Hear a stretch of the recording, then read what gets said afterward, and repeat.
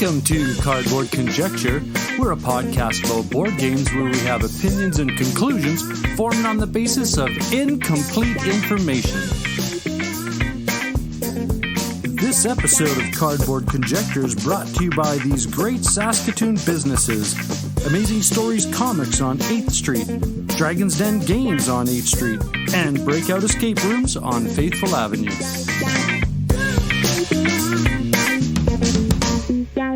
Hey there, how's it going, eh? This is Whatcha Been Playing Wednesday, and this is a special weekly episode where a bunch of us content creators come together and talk about board games. And we've got a great episode this time. On this episode are Mozart Games, Meeple and the Moose, The Meeple Dungeon, Board and Game with Andrew Bucholtz, All Games New and Old, Definitely a Board Game Podcast, Board Game Hot Takes, and Cardboard Conjecture. And I'm gonna mention it. Check out the show notes. There's links, to the cast if you're interested. Of course you're interested. So enjoy.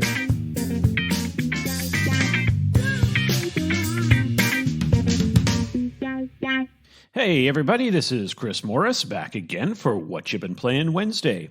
If you don't follow me on Twitter already, you can check me out there as Spider Moe. That's Spider with a Y, for some of my insights into board gaming, craft beer, and some random rants and raves. This week I was able to play a classic game that I've always enjoyed but haven't played in a long time called Nirishima Hex, which is a 2006 game from designer Michael Oretz and published by Portal Games. It's a post-apocalyptic skirmish game using tiles that players draw from their personal army stacks. Each of the 4 factions that are in the base game play very differently from one another, but there's also a metric ton of single army expansions that you can buy separately for even more variability. A turn in Nirishima Hex works the same no matter what army that you're using. The active player will draw so that they have 3 tiles laid out in front of them. Then they will have to choose one of those tiles to discard from the game, never being able to use again. Then, with their remaining 2 tiles, they can either play one or both of them, keep them for a future turn, or discard any that they don't want. At this point, the next player takes their turn, and play alternates this way until a battle is triggered. Battles are unique in this game as players have a little bit of control over when they happen. Each army has a number of battle tiles in their stack, and playing one will initiate a battle immediately. Otherwise, if the board is ever full of tiles and no more can be placed, then a battle automatically triggers. During a battle, every unit that has been placed on the board will activate in its initiative order, with various attacks going from highest to lowest. There are melee and ranged attacks, and they work more or less how you would imagine, but there's also other attacks that expansions bring to the game. Pretty much any tile in the game has a single hit point, so they die rather quickly, but a few will have an ability called Toughness, which means that they can absorb some extra hits. Many units will also have a single attack, but others have various attacks printed on multiple sides of their tiles, allowing them to target more than one unit. Each player also has an HQ tile, which their opponents are trying to knock out in the game. Each HQ has 20 hit points, so it will take a while to knock them out. HQs also have a unique ability that gives their faction a little bit of flavor, and they can use it to boost friendly units that are adjacent to it. HQs can also attack every enemy unit that's adjacent to them, but they usually act in the last initiative phase, so they'll usually take a bunch of hits before being able to clear out the enemies that are near them. Every faction also has a bunch of modules that are in the mix, which aren't units and don't necessarily do anything on their own, but instead they'll boost friendly units that are adjacent to them. Carefully placing these can mean the difference between victory or defeat, as they really help you get around any deficiencies that are placed in your units. There's also various action tiles that will allow you to move your units or to possibly push enemy units away from you, as well as some other things. Nirishima Hex is really a knife fight in a phone booth. The board is super tight, and there is nowhere to hide to keep yourself safe and turtle. Everyone is in your face after a couple of tiles have been placed on the board, and you don't have time to breathe as the action picks up. Because units are so fragile, if your opponent happens to place a higher initiative value unit to take out your heavy hitter that was about to demolish their HQ, it can be extremely frustrating. But with careful planning, there's usually a work around it if you can find it. Some armies also have a net unit that can prevent any adjacent units from doing anything. So being able to place one of those at the right time and then triggering a battle can be super rewarding. Now, the game says that it plays 2 to 4 players, but I find it a much better 1 versus 1 game or even a 3-player skirmish. Some turns, you're going to draw your tiles and you have 3 things that you want, but have to discard 1, and it's super painful. While other turns, you draw a bunch of garbage that doesn't really help you right now, but they may just do so if you can keep this 1 tile for another round or 2. Because the tiles that you have access to are always face up, your opponents will always have a little bit of knowledge as to what you may be planning and can also use that to their advantage as well. The 4 armies that are in the base set all have their own unique flavor, but the expansions do all sorts of crazy things. There's a cybernetic worm called Mephisto that only has an HQ unit and nothing else, but it does have modules that basically turn that HQ into a gigantic wrecking machine, being able to strike virtually anywhere on the board with ease. The New York Army has units that can shoot around corners and do more damage the closer that they are to an enemy. And Uranopolis is another expansion with a ton of multiple hit point units that have huge attacks, but they need a power supply attached to them to be fully effective. Each of these expansions are a little bit more difficult to play effectively, so it's usually best to only use them once you've got a very good handle on the base game. Tracking initiative on units is a little bit difficult as there's various tiles that can increase or decrease their values, meaning that there's a little bit of mental math that players have to do when a battle begins. But since there can be at most 19 tiles on the board at a time, it's not too hard to keep track of. Now, I did have a copy of this game years ago, but I started playing it on my iPad so much that I got rid of my original physical copy, until I was able to recently reacquire it in a trade with Norm here on Cardboard Conjecture. And when I pulled this game out for game night this weekend, one of my buddies got super excited to see it again, and he called it, quote-unquote, the forgotten amazing game that was almost killed by digital. Needless to say, we had a blast, and we plan to bring it out next week as well. If you have a tablet, download the version there from your app store and give it a try. It's a great $7.99 investment that sometimes does go on sale, and you may just want to track down a physical copy afterwards. It's that good of a game. Thanks for listening to my thoughts this week about Neuroshima Hex. Let me know on Twitter if you've played it, or if you're curious and want to know more about it. I'd love to hear your thoughts. Once again, I'm Chris Morris. Thanks for listening to me, and may all of your dice rolls be critical successes.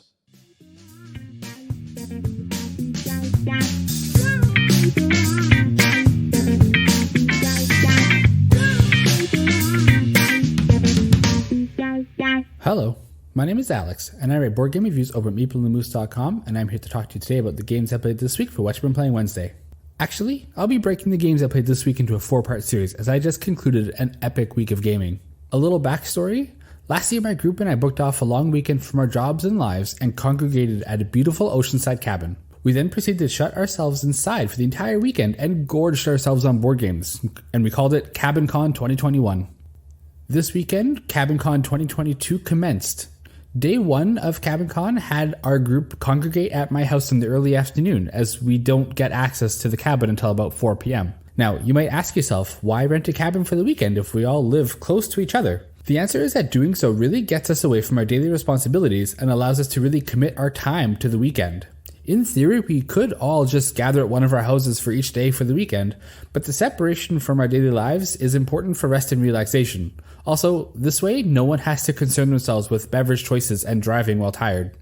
Now, the first game of the weekend was Pandemic: The Cure. Now, I've gone on and on about the Pandemic games. I've reviewed Vanilla Pandemic back in May when I actually caught COVID, and I reviewed Pandemic: Fall of Rome just a few weeks ago when I was a little under the weather. Pandemic: The Cure is a dice game version of the Pandemic formula. This one is a little more abstracted than the other entries in the Pandemic series.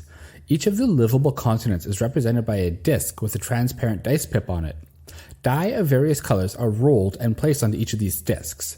These D6 don't have the regular distribution of pips on them. Like, the red dice will have two 6 sides, 2 1 sides, 1 4 side, and The yellow and the blue and the black dice will all have various die faces that will make it more likely for them to appear on different continents. And these colored dice are representing the viruses that the players need to cure.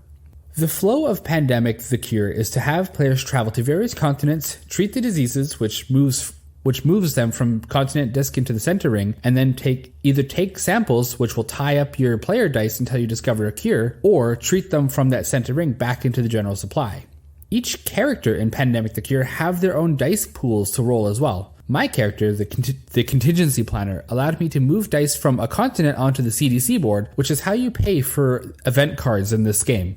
To win, you need to collect the samples of diseases, and then after your turn, you roll the disease samples that you've collected and either meet or exceed the 13. Once a disease is cured, it's much easier to treat, and the players win the game once all 4 diseases are cured. Now, I haven't played Pandemic the Cure for years. My partner and I used to play Pandemic all the time, and this was a great way to vary the gameplay before the Survivor series had been announced. This version of the game is lighter, easier, and more prone to luck. Like every good game of Pandemic, you'll be cruising along treating diseases thinking all is fine in the world when wham! All of a sudden cascading outbreaks are ravaging Asia, and the blue illness that has been slowly building in South America is spilling over onto the North American continent, and all of a sudden the situation is dire. The big wrinkle in the game is that you can re-roll your action die as many times as you want. Until you use them, that is. However, one of the die phases is a biohazard symbol, which will advance the infection rate, and when you cross specific thresholds on the infection rate track, you'll re-roll all the diseases that happen to be in the treatment area, and you'll add in more cubes as well. Things can spiral out of control very quickly. Speaking of quickly, Pandemic the Cure is extremely quick. With some luck, you can have your first cure within a few turns, and in the same breath, pulling 4 blue cubes and rolling all 6s can cause cascading failures that will haunt your dreams.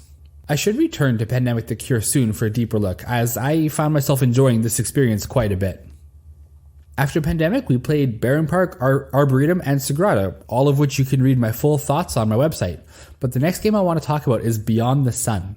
Beyond the Sun by Dennis K. Chan is a worker placement space civilization game in which players are collectively discovering technologies and progressing the lengths of human knowledge during a spacefaring future. Now that may sound like a co-op game, but you would be deceived. Beyond the Sun uses a tech tree to unlock worker placement icons, forcing players to research the prerequisite technologies before gaining access to later abilities. In addition to researching techs, there is a sideboard where players are launching ships in an effort to colonize various planets. The challenge becomes holding on to control for a planet for a whole turn, where you can then take the colonization action. Our game saw a lot of action on that planet board.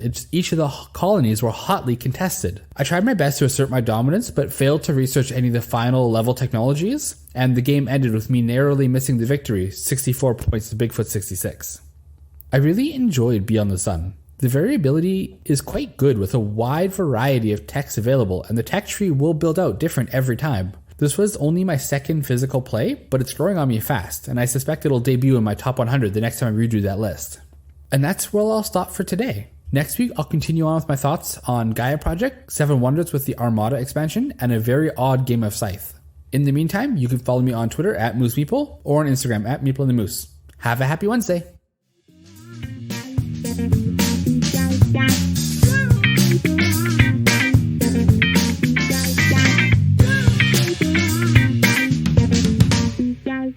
Hello everybody, it's Robb from the Meeple Dungeon. I am recording today's Whatcha Been Playing Wednesday alone because I'm actually recording it on Wednesday because I screwed up all the days and I'm way late on this one and Anna-Marie's still at work.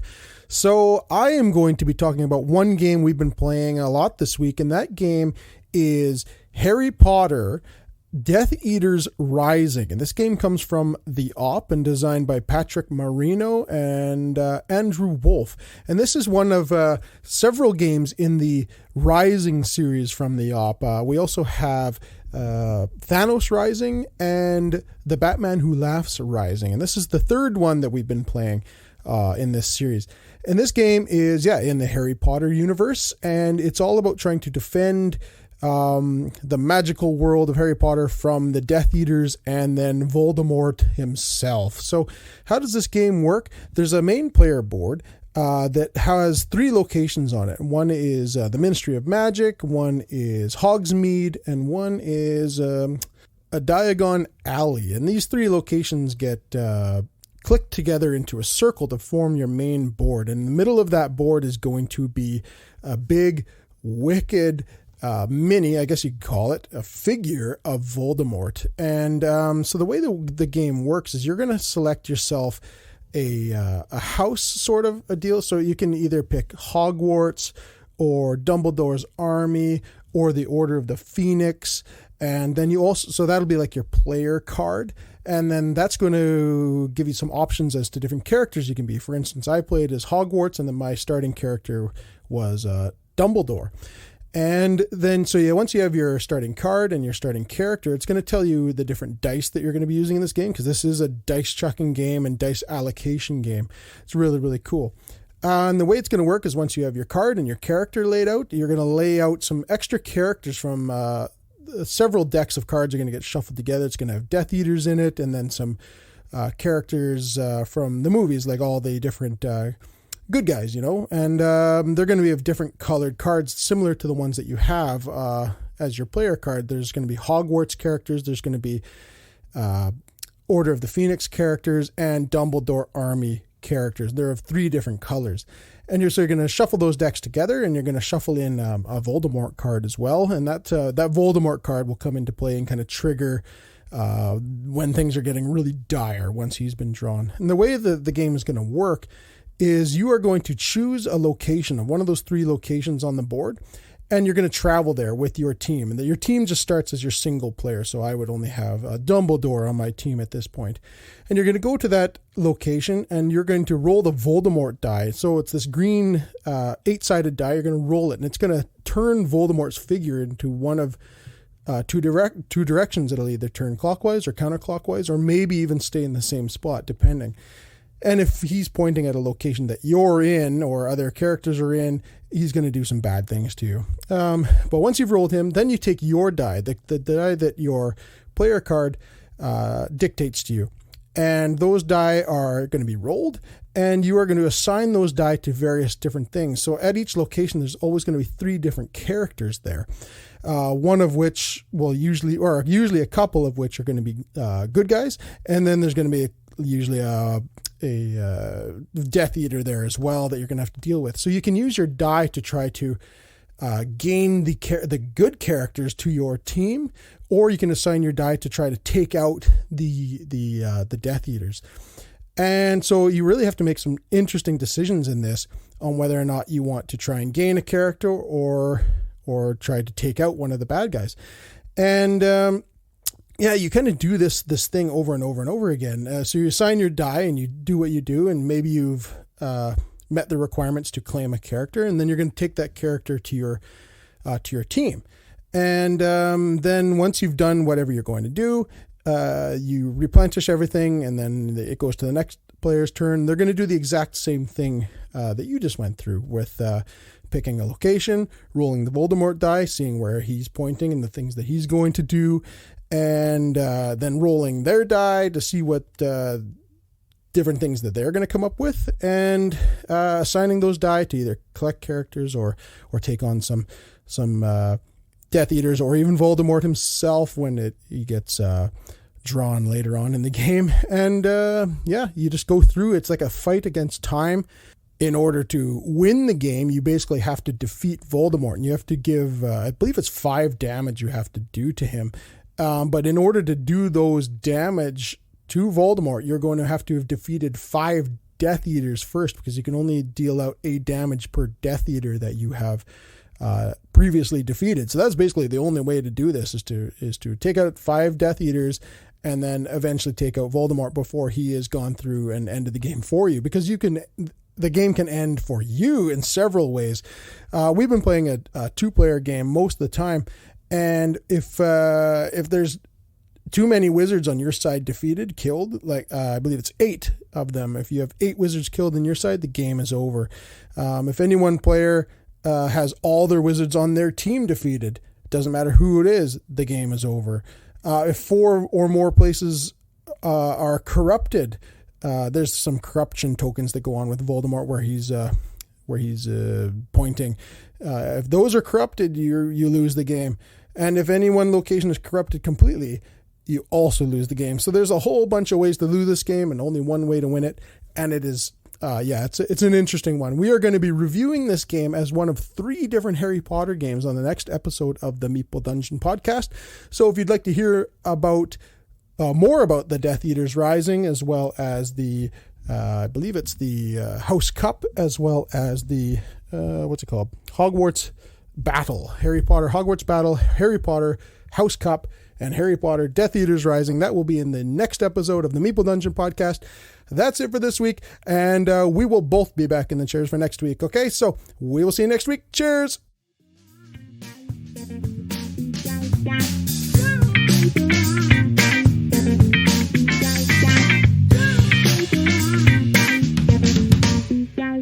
Hi, this is Andrew Bucholtz of BoardingGame.com, and I'm here to talk about what I've been playing this week. This week, I'm going to talk about my time at the San Diego Historical Games Convention, or SD HistCon. This convention ran for several years ahead of that pandemic, but during the pandemic, it had to shift to online cons only. So this was the first face-to-face con they'd done in a while. I got involved with this group by helping to run some online games during their online conventions over the last couple of years, and have since joined the board that helps to put on the physical con as well. They also have some cool other projects I've been involved with, including the free Conflicts of Interest web magazine, which can be found at sdhist.com, and the Summit Award, an award looking to broaden the historical gaming hobby. More information on that award can be found both at sdhist.com and on my site at boardinggame.com. As for this physical con itself, it took place from November 11th to 13th, 2022. The venue was the San Diego Jewish Academy, which wound up being a lovely space for this. We had 2 full rooms of gaming for this. One room featured a lot of designer demos and also some vendors selling games and magazine games. The other room was primarily for open play, and it also included some scheduled plays and scheduled demos. And there was a seminar room that featured several of the top designers and developers in attendance giving presentations about what they're up to. As for what I specifically did, the highlight of my weekend was running 2 different games of Liberty or Death on designer Harold Buchanan's giant map with miniatures. In addition to designing Liberty or Death and several other games, Harold is the founder of SD HistCon and one of the key figures in organizing it, so it was really cool to have him bring his giant version of this and trust me to run it. Liberty or Death is the 5th volume of the Coin or Counterinsurgency series from GMT Games, and I previously discussed it in episode 32 of this podcast, published on August 11th, 2021. It's a very cool game depicting the American Revolution as a struggle between the British and Indians on one side, but also looking out for their own objectives, and the Patriots and the French on the other side, but also looking out for their own objectives and also, ultimately, their own sole victory. The first session of this I ran was Friday night, where I got to teach the game to 7 new players. This went quite well, and everybody seemed to be having fun with it, and we were able to make good progress and get quite a bit of a way through the deck. Saturday's game was even more fun, as there I got to moderate and referee a game between several prominent designers. There, we had game designer Harold Buchanan playing the French alongside Trevor Bender. We had Volko Ruhnke, who known for creating the Coin series, playing the Patriots alongside Cole Worley, known for Root, Oath, and many more. We had famed designer Mark Herman, known for everything from Washington's War to For the People to Churchill, playing the Indians alongside his friend June. And we had Jayson Matthews, known for Twilight Struggle Red Sea, Sola Fide, Founding Fathers, and many more, playing the British alongside GMT Head of Development Jason Carr. This was a blast to watch the designers go back and forth and table talk at each other. In the end, Volko and Cole's Patriots eventually won, but only on a tiebreak. Another highlight of the convention for me was getting to run free simultaneous games of Hands in the Sea. Designed by Daniel Berger, Hands in the Sea is a very cool deck-building board game treatment of the First Punic War between Rome and Carthage. I talked about Hands in the Sea more in Whatcha Been Playing Wednesday's episode 46, released on November 17th, 2021. That also covered my experience at the last SD HistCon Virtual Con. Another game I got to teach and also play was Wade Broadhead's Forged in Steel. This is a very cool game from Nightworks Games, first published in 2016, and it uses some card-driven game mechanics to model the building of Pueblo, Colorado over time. It's quite worth checking out for anyone who has the opportunity. Beyond that, I got to teach people how to play Pendragon, The Fall of Rome and Britain, which is a coin series title first published in 2017 by GMT Games and designed by Morgan Guyon-Reti. I also got to teach High Treason, The Trial of Louis Riel, a 2016 design by Alex Berry, first published by Victory Point Games. This is a super interesting game system that brings a court trial from jury selection to the trial itself to closing arguments into a two-player game. It plays very well and very quickly, and it's well worth checking out, especially if you're interested in Canadian history. The last game I taught and played at SD HistCon was Undaunted Normandy, designed by David Thompson and Trevor Benjamin. I discussed this game much more in WBPW 92, published on October 21st, 2022. All in all, SD HistCon 2022 was a great time, and I'm looking forward to being involved in more cons I run, both online and in person. You can find more on them at sdhist.com. I'm Andrew Bucholtz, and you can follow me on Twitter at Andrew Bucholtz, BUCHOLTZ. You can also find my board game writing at boardandgame.com. Thanks for listening.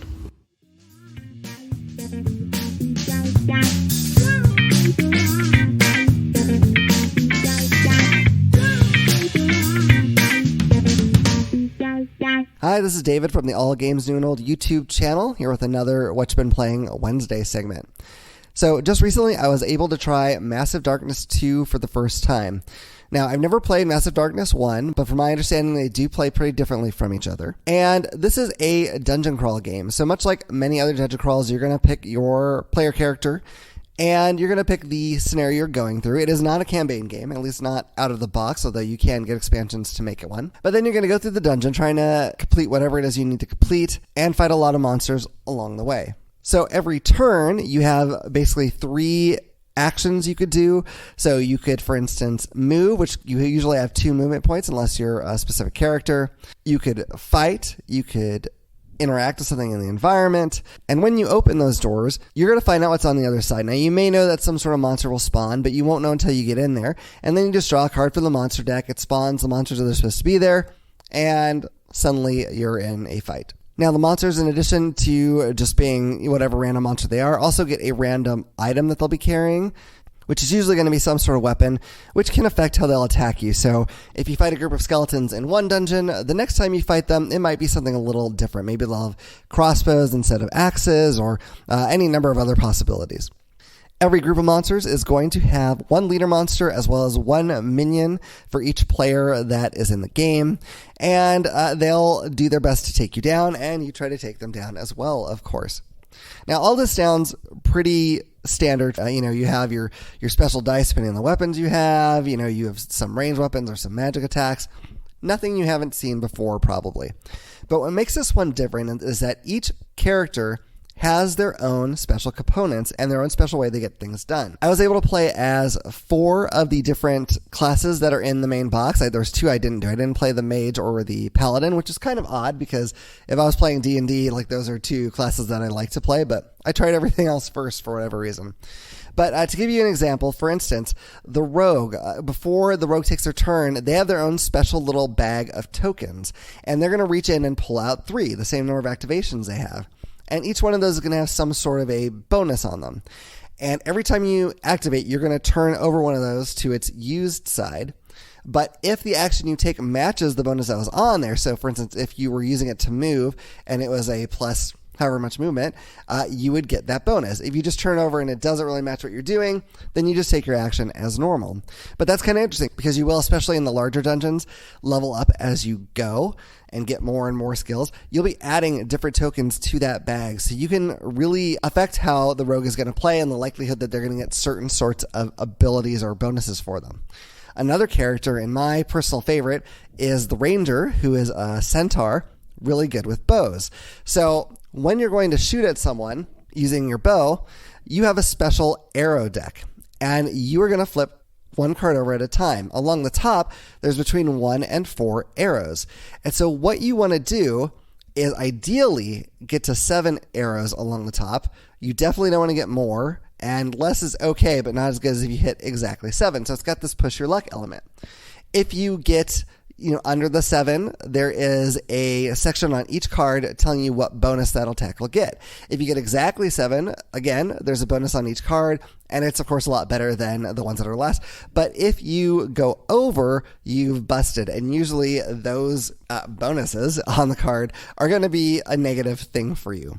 So it's got a really fun element. You're trying to get the best shot, essentially, but, if you're not careful, you can miss it and really botch things. And I think it's absolutely brilliant. Now, I played this twice solo and once with my oldest daughter because she thought it looked cool. For the record, she found it kind of boring, but she's not super into these kinds of games, so, that's not anything to worry about. One of the solo plays I played, and when I played with my daughter, it was the tutorial mission, which is not very long, so you don't get a lot of chance to really build up your character. And then I played the next one in the book. Now, I did find both of these dungeons to be pretty easy to defeat. I mean, not too shocking with the tutorial, but even the other one wasn't especially hard to win at. I never really felt like I was in danger. But I imagine that could change with the larger dungeons because there will be more chances for monsters to spawn and more things you have to get done as these monsters are constantly whittling you down. So overall, I really am enjoying this game so far. I'm glad I am because I bought some expansions having not even played it. But I'm really looking forward to delving into this and trying out more of the scenarios. You could also easily make up your own scenario if you wanted. Obviously, in this description, I'm not touching on all the rules because there is quite a lot.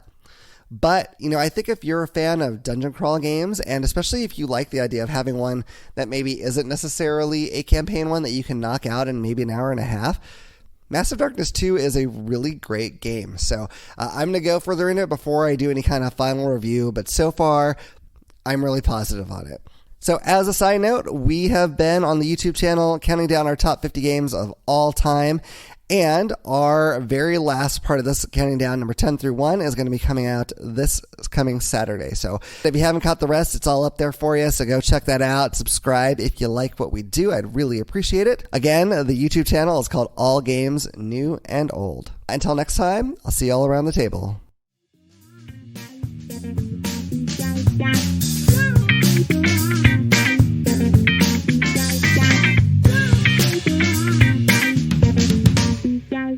Hello, I am Aaron Millick.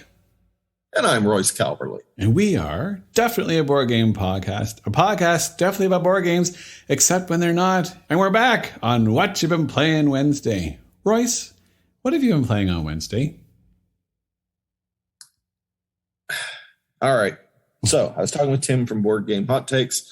We were arguing about whether games are good, better, new games are better than old games, et cetera, et cetera. Great episode. I think that was episode, what are we at here? 52 of Definitely a Board Game Podcast. Really a good episode. One of the games we talked about, and I hadn't actually played it at that point when we talked about it, but I still poo-pooed it as basically just a combination of mechanisms from games that did it better, was Ark Nova. Oh, okay. So this is the big super hotness, still the big super hotness. Ark Nova is a game you are building a zoo.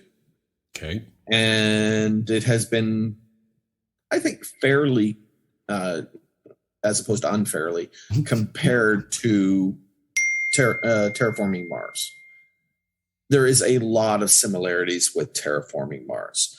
It does have a new action selection system, which has been, again, taken from other games that I quite like. But it's still, I like that system too, where you choose a card, you play that action, you move that card down. If you want it to, the rest of the cards move up, become more powerful. it's a really good game. I really, really do enjoy it. When I'm teaching that game, though, the people that I was playing with immediately went, oh, like Terraforming Mars. I know how to play cards in this game, and they were right. Oh. It really is that similar to some extent.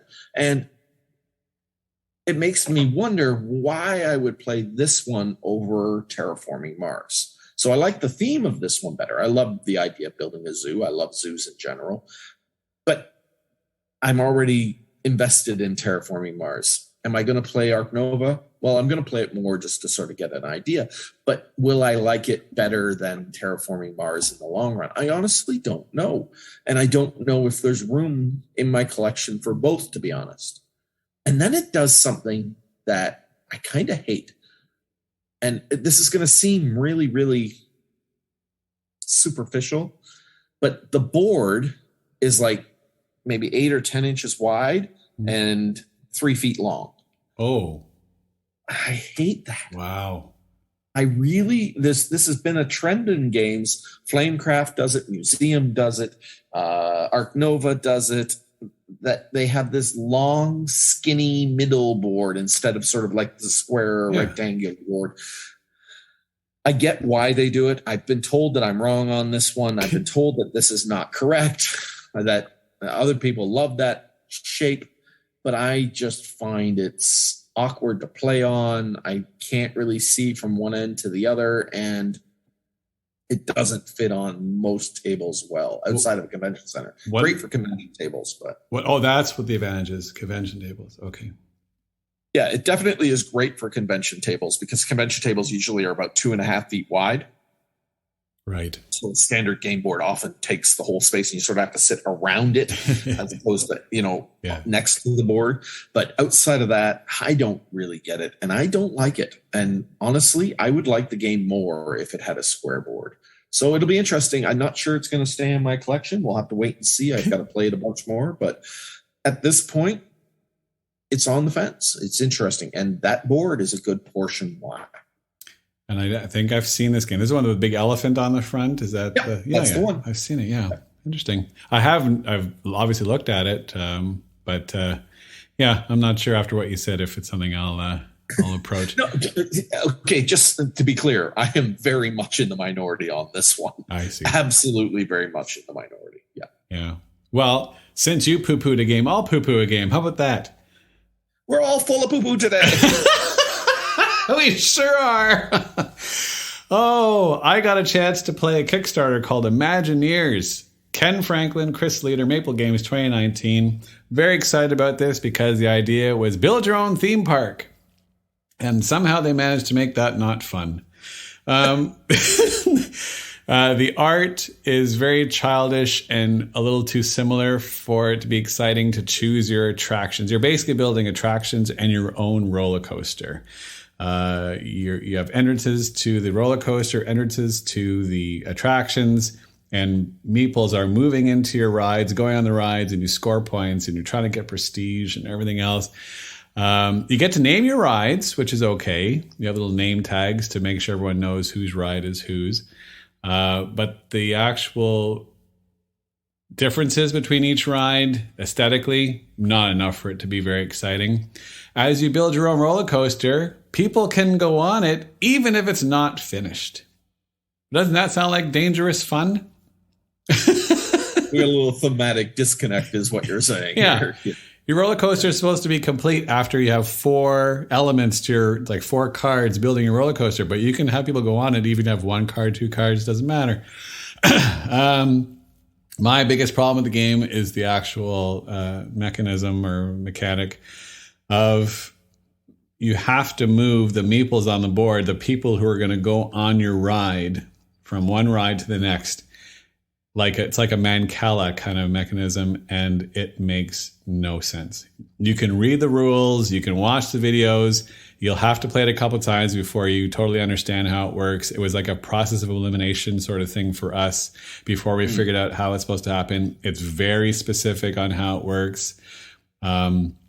Considering the art looks like it's made for 8-year-old kids, just a mess, in my opinion. Not a game I'd ever play again. Is it badly explained in the rule book or just counterintuitive or both? I think we read the rules several times. It took a matter of finding out what it wasn't before we realized what it was. So it's very possible that the rules are just complicated or we were rushing through it. But we watched several videos, and even the people in the videos didn't really seem to know much about it. They just sort of glossed over it. So either they assumed we knew or they didn't. Anyway, bit of a complicated mess. Not much fun. It doesn't score that good on Board Game Geek either. So we're not the only ones. So I would say if you were thinking about it, it's not worth it. Imagineers. All right. So what you're saying is this is a number 2 poo. It's a number 2 poo. You got it. All right. If people want to hear us poo-poo lots of other games, where should they go? Yeah, if you want to hear more intelligent talk like this, come on over to Definitely Board Game Podcast and check us out there. We're on Apple Podcasts, Spotify. You can find all our episodes there. You can always reach out to us at definitelyboard@gmail.com or at Board Definitely on Twitter and at Definitely Board on Facebook. You can find us there. Otherwise, we'll just be around every other Wednesday or so, and we'll let you know what we've been playing there. Sound good? Sounds good. Got anything else you want to say, Royce? Poo-poo. Say goodbye, Royce. Goodbye, Royce.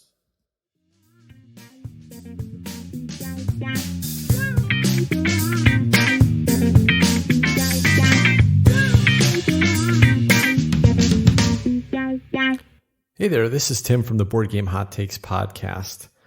On my table this week, I've had a couple games, the most notable being Clank Catacombs, which was just sent via pre-order from Dairo Studios this week.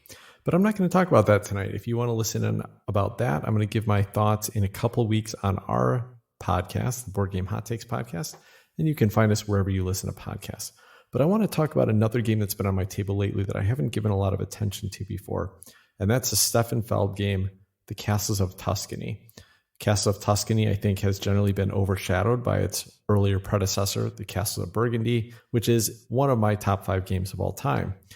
But I have to say, The Castles of Tuscany should not be overlooked. I think it is also a fantastic game, full of fun combos, fun, quick decisions, and I would definitely give it a shot. I got a chance to play 3 games this week. I hadn't played it for about a year, only played it twice before.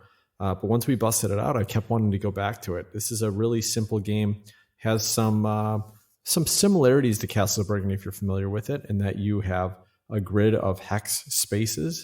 And you're going to be able to get tiles from a general market, place them into a reserve, and then move them over to into your own area to kind of build out your land and get benefits from each of these. But this works quite a bit different from Castle of Burgundy, so I'm going to stop referencing that.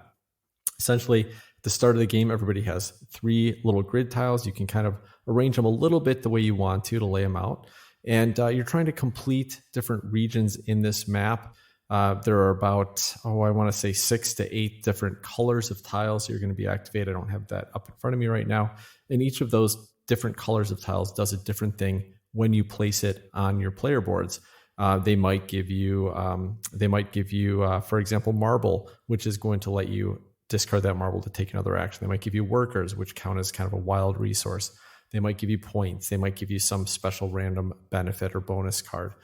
So you're going to be doing these things. There's a general market of tiles you can take. So on your turn, you're going to take one of those tiles out of the 8 that are out in the display, or you're going to be able to draw cards. At the start of the game, you can draw 3 cards, or maybe it's 2 cards, I believe. And you draw 2 cards.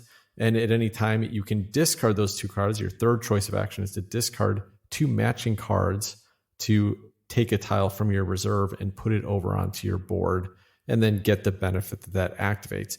And I said I wasn't going to mention it, but just like Castles of Burgundy, when you fill in a region of the same color and that's completed, then you get an extra bonus from it as well, some extra points. There's a whole bunch of fun things that are happening when you play these tiles. Some of them are technologies that let you kind of build up how strong all of your actions are. There are some others that will just give you cards, or others that will let you take a wild tile that can be used anywhere on the board. They all do interesting things. Now, the scoring mechanism here, I think, is worth noting. Basically what happens, it's played over 3 rounds. And in the first round of the game, you've got two scoring tracks. You've got the green scoring track on the outside of the central board, and you've got a red scoring track on the inside. When you get points in the first round of the game, they move up. Let's say that you get to 9 points. So at the end of the first round, and this is triggered by essentially a certain number of tiles are taken off one of the player's player boards to refill the general supply. Won't get too much into that. Once that end of the first round happens, you're going to essentially move your player marker or on the red track, which is the inner track, to the same level that the green track was. The green track doesn't go back or anything like that. So then you keep playing, and wherever your green marker gets in the second round, then you add that number of points to where your red marker was in the first round. So essentially what that means is that all of the points you've generated in the first round are going to get multiplied by 3 by the end of the game. All the points that are generated in the second round are going to get multiplied by 2, and all the points that are generated in the final and third round are only going to be used once. So you have some extra benefit for really pushing for points early, but there's a trade-off, because if you're pushing for points, you may be giving up on some other benefits you could be getting, some of the engine building benefits you could be getting. And so I think it's a really interesting trade-off. And I found it to be pretty balanced. Even if somebody seems like they're pushing ahead at the beginning, you may have made up for that by building up your engine, making your actions stronger. In the second era, the third era, you might really catch up to them. I have had such a fun time playing this. I can't understand why. It's an element of collecting cards in your hand, kind of a Ticket to Ride-esque mechanism where you're basically just collecting cards until you have enough where you can place something down. But for some reason, this works so well for me. I have such a fun time playing this. The engine building decisions are exciting. The little benefits, the little bonuses you get every time you play a tile out on the board are exciting. I have to say, after I'd heard some early reviews of this a couple of years ago when this came out, I was like, oh man, nobody's really too hot on this. I feel like this may not be a great game. And for my very first play of it, I have been completely enamored with it. And I've played again about 5 times now, have never had a bad play, have always had fun with it. Can't wait to play it more. My only negative with it, which again, is very minor, is that there's a lot of setup, a lot of stuff that you have to kind of put up and sort out on the board. And same thing when you're putting it away, a lot of stuff to put away, probably a little bit more overhead at the start of the game and end of the game than you would get normally out of a game that plays in like 50 minutes to an hour and 15 minutes. It's a pretty brisk playing game, but while I'm playing it, I forget about that. It's so much fun to play. I really like Castle of Tuscany by Stefan Feld. This is one of my favorite Felds out of the 10 or so that I've played at this point. And I would definitely recommend checking it out. Don't let this one pass you by. If you'd like to hear more of our hot take reviews on games, you can find us wherever you listen to podcasts at Board Game Hot Takes. And you can also interact with us on Twitter at BG_Hot Takes, where we ask a weekly poll and then talk about it on our show. So would love to hear from you there. Until next week, take care, everybody.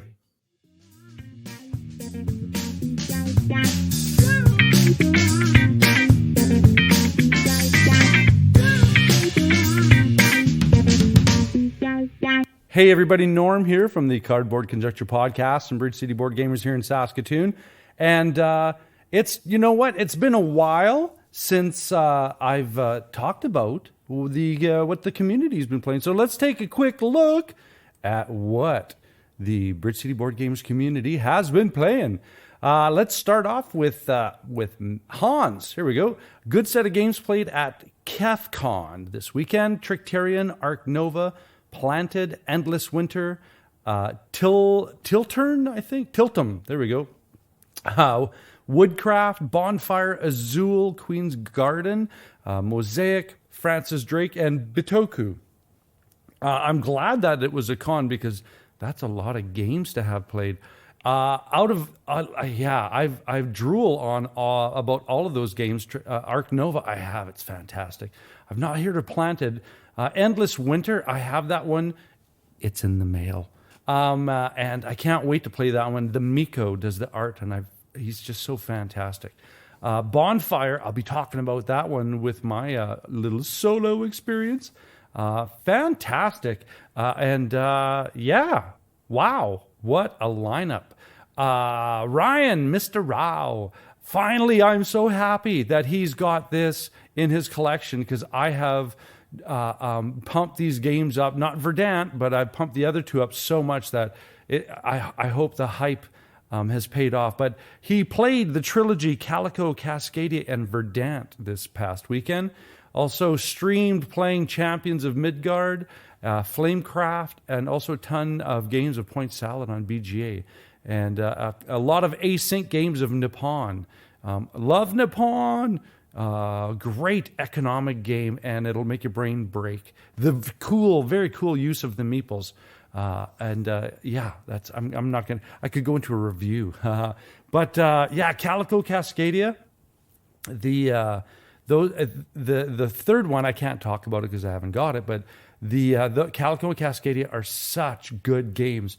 They're very different, but they're very similar. If that makes sense in regards to a lot of the architecture of the game system, game design.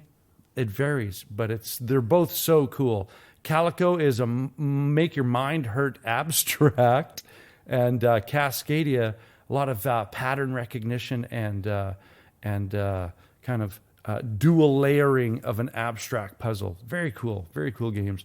Champions of Midgard, we played that one in Gamers Garage, I think last month, and yay, that's such a fantastic worker placement / dice rolling / Viking. It's so much fun. Let's move on. Scott, much quieter week this week for him compared to being at GridCon. We have Lacrimosa, Mercado de Lisboa, Marvel Champions. Wow, that's a Lacrimosa. I've not heard of that one. I'll have to look at it. Do a little bit of homework. Marvel Champions. I'm staring at it in my shelf right now. There's so many scenarios that I haven't played yet that I should get playing. I feel so guilty. Jayson, Role Player Adventures. Oh, yay. That sounds like so much fun. Castles of Burgundy. Love. That's one of my favorite Stefan Feld games. I have a lot of favorite Stefan Feld games. That's in there. Lane, there's a great picture of him dressed appropriately. And he has amazing week of games for him. Anachrony, Grey Cup cosplay. I tried to say that without laughing through the whole thing is awesome. Imperial Settlers, Arnak, and the rest is a blur. Well, no comment. Christina, Puns of Anarchy. Not a board game, but lots of fun. Can't really comment on that. I think it's a card game, very much like apples to apples kind of thing. I'm not even going to keep commenting because I'm going to dig myself into a hole. Pardon the pun. Dexton, along with a few other plays, a ton of cartographers. Fantastic game. I've just played the base game. I haven't played any of the other expand. There's so much content coming out for that, which is such a good sign of a game that has got some great longevity. And so they're giving the game that has depth, they're giving it some breadth and adding some expansions. And talk some more about that next time. Matt, light week, quite happy to get a second play of Pan Am. I have Pan Am. It's so cool. It's that Prospero Hall design team is so it's like the Beatles.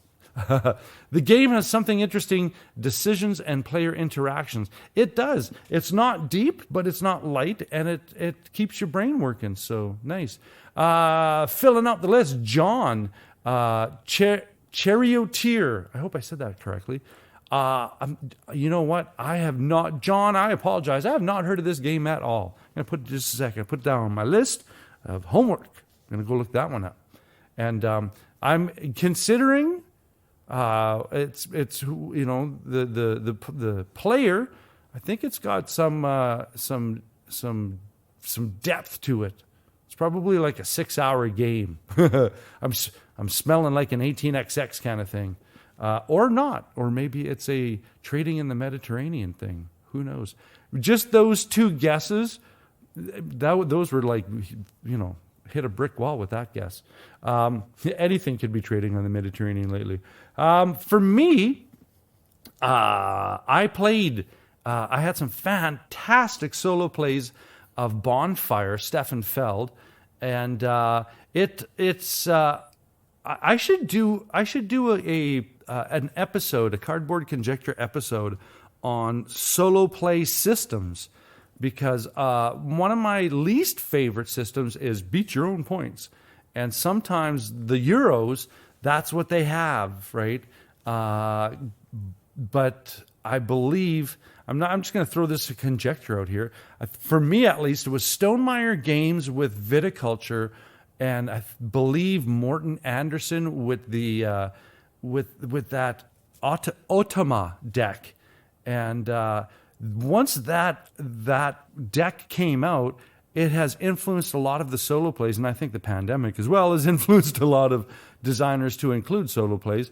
But this one has that deck system in it, and it is very competitive. Yeah, I think it was David, All Games New and Old, on Twitter did a post on what kind of percentage win rate do you like on your solo games, and I put, a lot of people are like, 50% I'm happy with, and I must be a stingy guy because I put 15 to 20%. Like, if for me, a good game, a good solo game, a challenging solo game, make me sit down and think and make it worthwhile. If I'm winning more than 20% of the time, well, my brain's going to kind of go, okay, well, I got it. Move on, right? And I don't like that. If I like games, I want to trick my brain into staying a little longer. You know how you change the time on the snooze alarm. But yeah, so Bonfire, before I'm talking about the whole system of solo, Bonfire itself is, it's a Euro, it's Stefan Feld, it's a point salad thing, of course. But he does it so well. And this one has such a great dynamic kind of integration between your resource table, tableau, tile, kind of multiplier. It's just, that one's kind of cool on just your brain working that puzzle out. But then you have on the outside, I mean, it's called Bonfire, and it's a very kind of fantasy based theme of fantasy creatures making bonfires to bring back the spirits. And I'm just going off the top of my head from what I can remember. But yeah, ultimately you're trying to create a bonfire, which represents your points. And then, of course, with this bonfire, if the paths go to it, there's all of these little added multipliers to the point value that you can add and increase that, because at the end of the game, it's a Euro, and it's all about how many victory points you have. And for all of the games of this nature that I've played, this one kept me... I mean, I think I had probably 4 back-to-back plays, and that is irregular for me. So that being said right there, it's going to stick around for a while because, it's solo play. It's fantastic, Don't start thinking all those, so I should put like a sound cue in here, all by myself. Hey, yeah, I'm not going to do that again. I'm going to probably even edit that out. Wrapping that up, that's a big crash into the planes there, hey? Wrapping that up, thank you so much for listening to us banter about the games we've been playing, and especially me going off on some solo strategies and methodologies. But yes, and we hope that we've encouraged you to go explore some new titles and some different genres too. And of course, always content creators that collaborate each week to put stuff together and make such a wonderful episode. Thank you so much. That being said, it's wintertime, so really, literally speaking, keep your stick on the ice and take care out there, eh?